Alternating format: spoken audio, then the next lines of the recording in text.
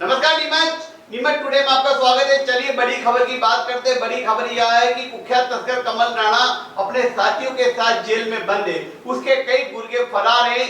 ऐसे में सवाल उठ रहा है कि गांवों से डोडा चूरा कौन उठा रहा है और आखिर तस्करी कौन कर रहा है। कहीं नई गेम तो नहीं पनप गई है या फिर पुराने तस्कर सक्रिय हो गए हैं। दरअसल कमल राणा और उसके नेटवर्क को राजस्थान की क्राइम ब्रांच ने लगभग ध्वस्त कर दिया। कमल राणा सहित करीब 1 दर्जन लोग गिरफ्तार हो चुके हैं। वहीं कमल राणा से जुड़े 100 से ज्यादा लोग इधर उधर भागते फिर रहे हैं। अब ऐसे में बड़ा सवाल यह उठ रहा है कि गांवों से डोडा चूरा कौन उठा रहा है।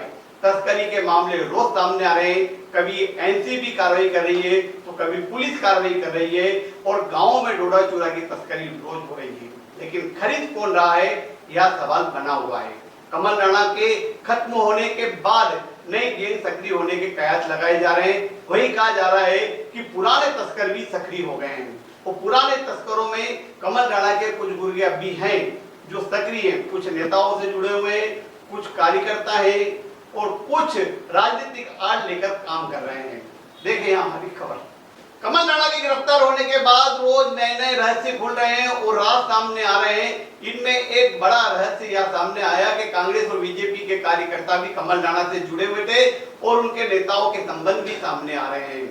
हाल ही में जहां हस्तीमल सुतार को जीरन से राजस्थान क्राइम ब्रांच ने उठाया, वहीं एक और नाम कांग्रेस के जिला महामंत्री मोहन सिंह जाट सहित 3 नेताओं का आया जो नीमच में एक बड़े कांग्रेस नेता से जुड़े हुए हैं। और हस्तीमल जहां जेल में बंद है वहीं मोहन सिंह जाट सहित 3 कांग्रेस नेता फरार चल रहे हैं।